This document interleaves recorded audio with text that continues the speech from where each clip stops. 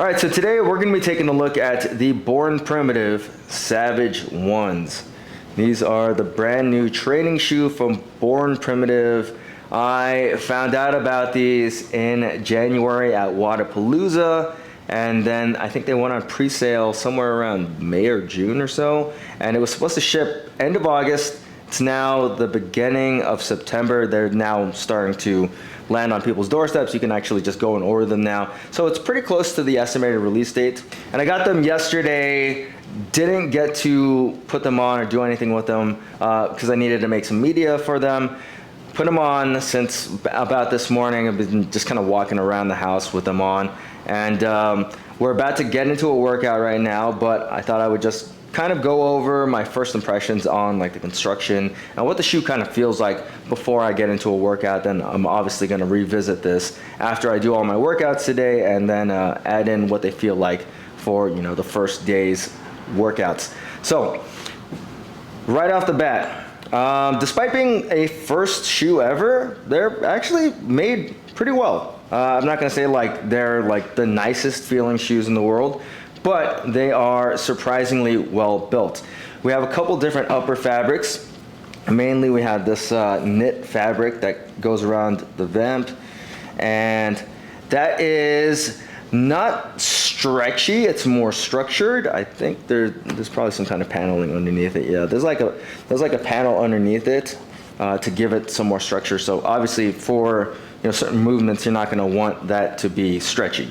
It is flexible though, so you don't have to worry about that. Around the toe, there is a TPU toe bumper or a TPU overlay for a toe bumper, and then that goes on over to the lateral side, and then there's a little bit thicker overlay right where the metatarsal is to prevent obviously your foot from sliding around too far out of the shoe.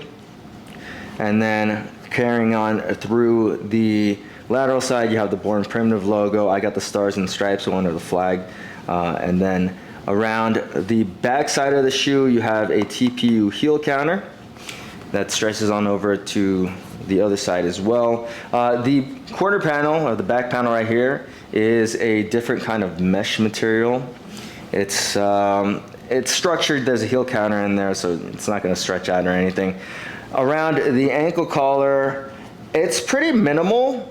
I don't have any issues with the heel rake of the shoe. But yeah, it doesn't feel like there's a lot of cushioning back here, which is not a big deal to me, to be honest with you. The whole shoe, just kind of in general, just feels a little bit more on the minimal side, and that's probably due to by design.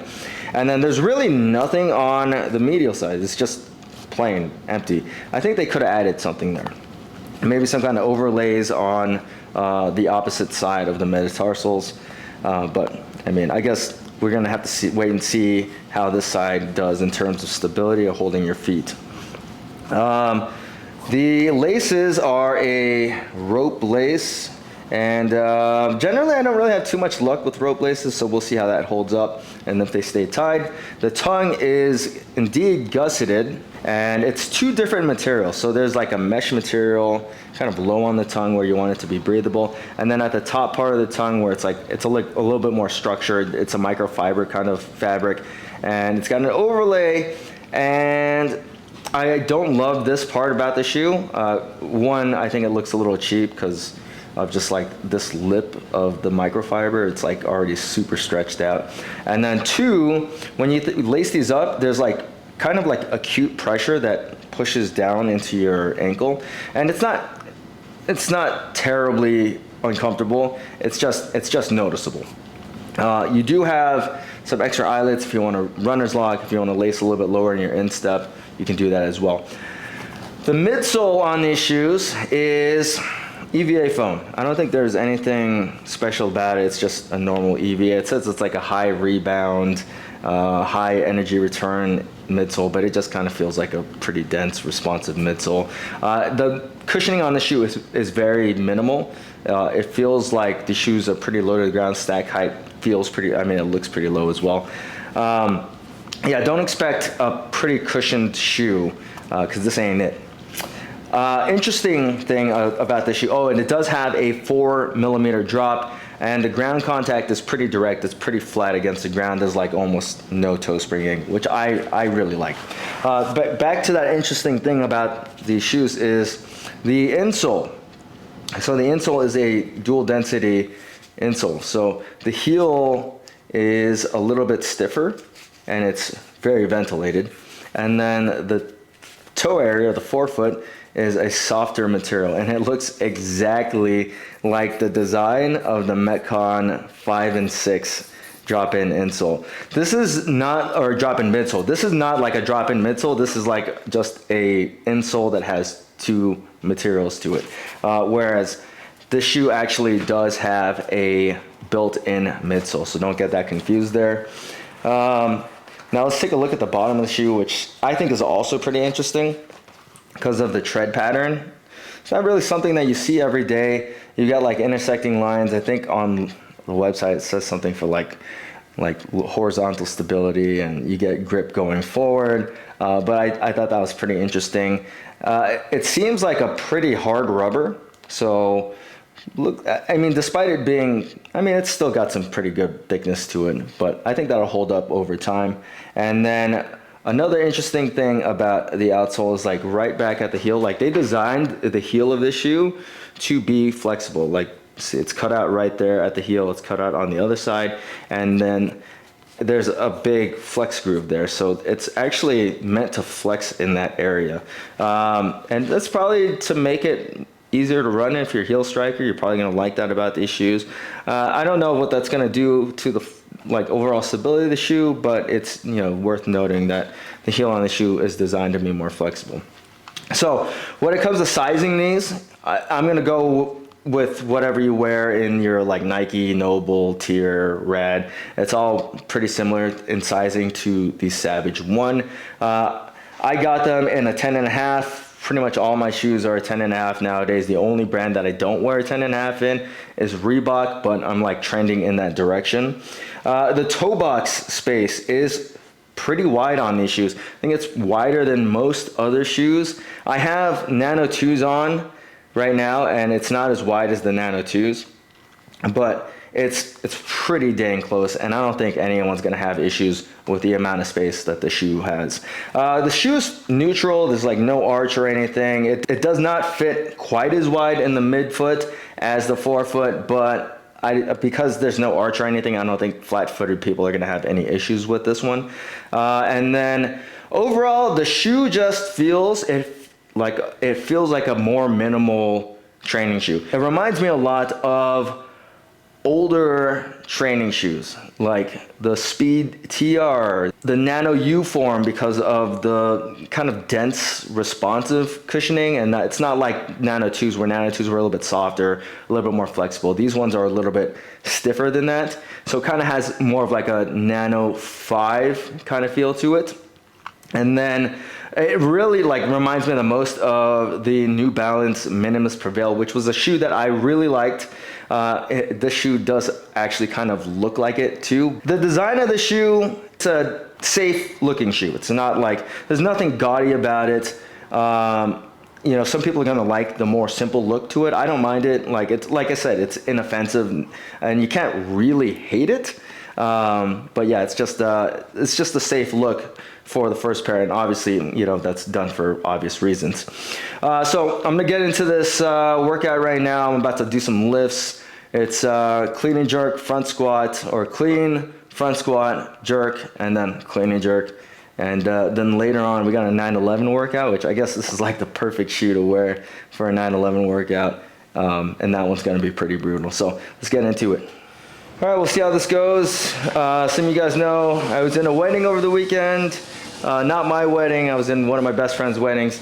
And you know, if you've ever taken place or part in a wedding, you know the activities that go along with it, and it's pretty tiring, it beats you up. So hopefully I can hit my percentages today. I'm supposed to work up to 87%.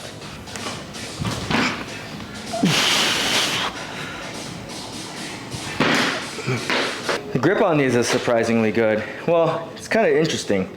Like, it feels like right in the middle of your forefoot, there's a lot of grip, and then the toe, not so much. So like it's like very definite where the point of the grip starts. Pretty interesting. It's not a bad thing, it's just different. Now you definitely notice that the heel is like flexible. Like if you step down, you can feel it bend.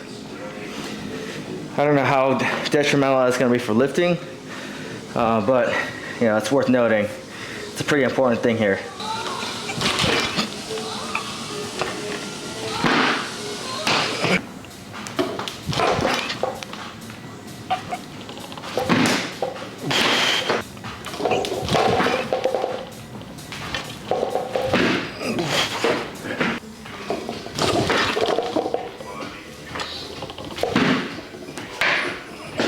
So far they've been stable through the warm-ups.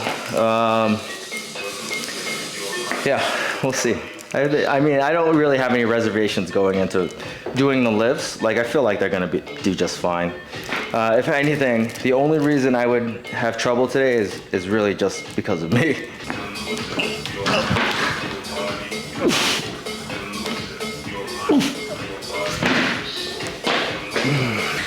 Kind of rushed through that one.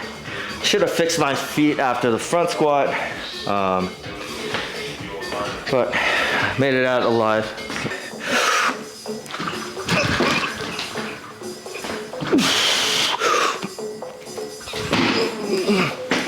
That's gonna get spicy. That second jerk after the clean and jerk was much better.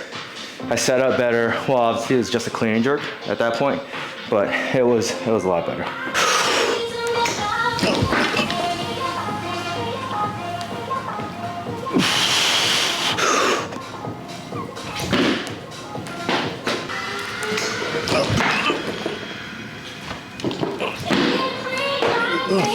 That was overall better. A jerk shot a little bit back, but overall better than the first one. I think the natural thing is to want to compare these things to everything else out there. But you know, when it comes down to it, it's a different shoe. It's not Nano 2, it's not a Nano 1, it's not a Prevail, it's not a Speed TR. It's the Born Primitive shoe. You have to be sometimes careful with what you say out there, right? So if you start saying that these are like Nano 2s, and then you have some diehard Nano 2 person buy them, and they're like, these aren't like Nano 2s at all, then you run into a new host of problems. Like, I heard these are supposed to be like Nano 2s, and then you get them to not. To me, I see where they're going with that, but they don't feel like Nano 2s. They're not as soft, they're not as flexible as Nano 2s. So right then, there is the main differences between Nano 2s and these shoes. And that's why I think they feel more like Nano 5s and 3s, or not 3s, but 1s, because they have more of a dense feel to them and they're not as flexible as Nano 2s.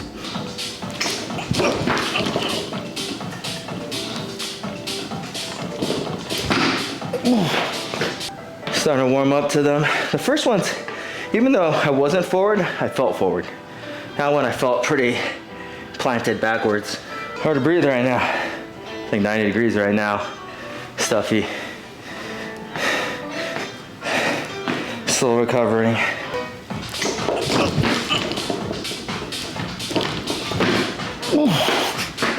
So far the grip feels pretty good though. I like that about them. They're comfortable, like the width is comfortable. And even though they are like dense, responsive, not like super cushioned, I think they're fairly comfortable for what it's worth. Like, I don't think these are like gonna hurt people's feet. Maybe you stood in them all day long, it might be a problem, but normal training shoe session, maybe even a coaching session, good enough. Definitely would not be a Disneyland shoe. Don't get any ideas. There's always somebody.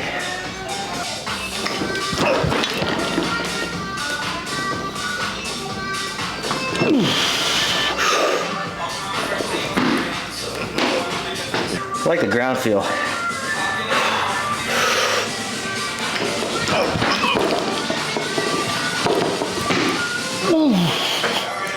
I like that they feel flat against the ground. That's a good feeling. So far, the heel flexibility hasn't been detrimental just yet. And responsiveness is awesome with these shoes. I'll be honest, like as it is, I don't really think people are gonna be disappointed with these. Like, maybe the only people that would be disappointed is the people that are like, oh, I wish they were exactly one-to-one copies of Nano 2s. You might be a little disappointed. But if you go into it with an open mind and you think, okay, this is just gonna be a new pair of training shoes, then I think, you know, there's a lot to like about these shoes. So far, so good. Like I said, I've been lifting all right in them. Didn't do anything before this. Coming off a hard weekend, can't ask for more.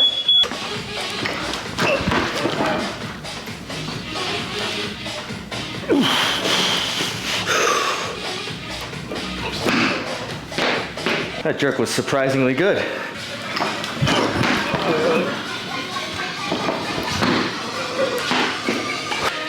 That jerk, not as good.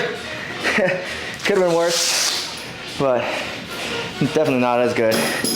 And that's mainly because I rushed it, but otherwise, we survived training session number 1 in the Savage Ones. Good grip, good responsiveness, great ground feel, light, flexible. There's a lot to like so far, but we got to hit a real Metcon, which is later today. We got a real one.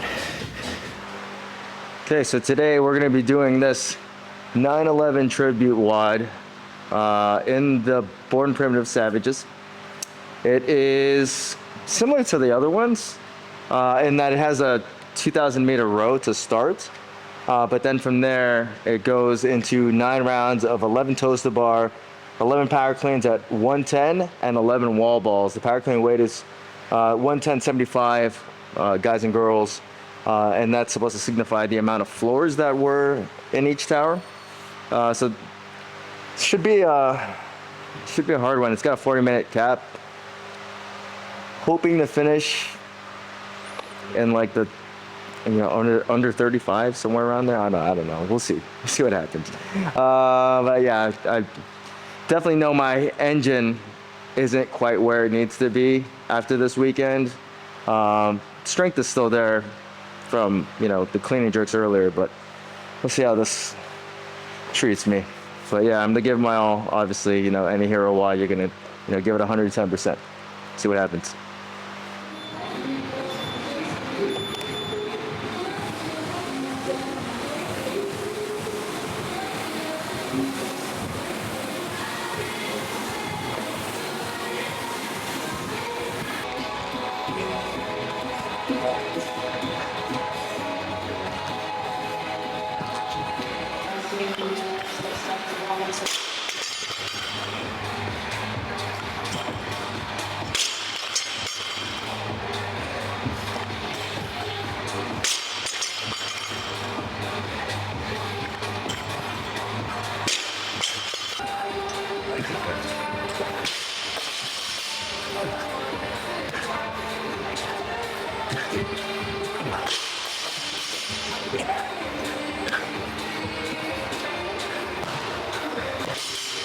It's awful.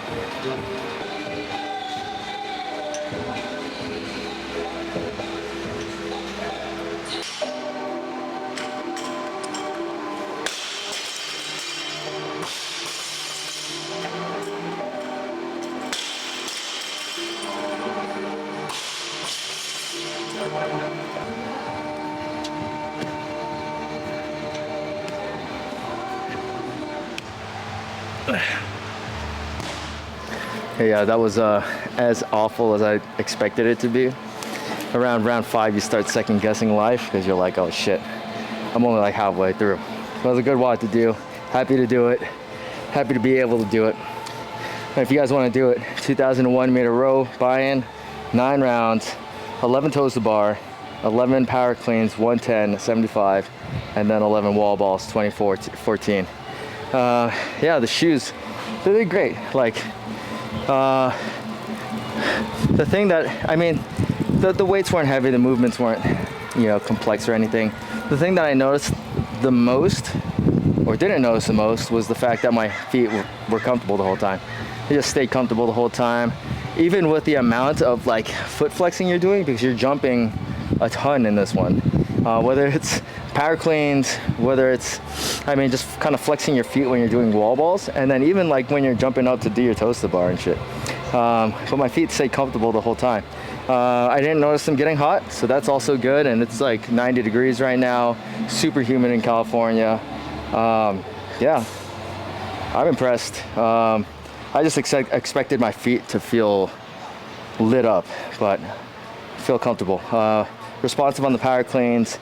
I mean, it's 110 pounds, so it's like not like heavy weight or anything, but they're responsive when I did the clean and jerks earlier today. And I didn't notice the amount of flexibility in the shoe, making them unstable for things. I mean, I guess you kind of miss the mechanical advantage when you do when you do wall balls, but I didn't miss one, did all my sets unbroken, so happy about that. But yeah, Born Primitive, you guys watching this right now, we need some like 3-inch inseam shorts because I was getting hot. And as you can see, I made my little mankini here. But yeah, and stayed relatively clean on the toe area. I mean, I got a little bit of dirt right here from the rower. That's to be expected. But yeah, so far so good. Pretty impressive. I'm happy about the amount of comfort these have without feeling like soft. Like they're responsive, dense, flexible, and they're comfortable because of that. Oh, and despite what I said earlier about the shoelaces, they stay tied. So big ups to that.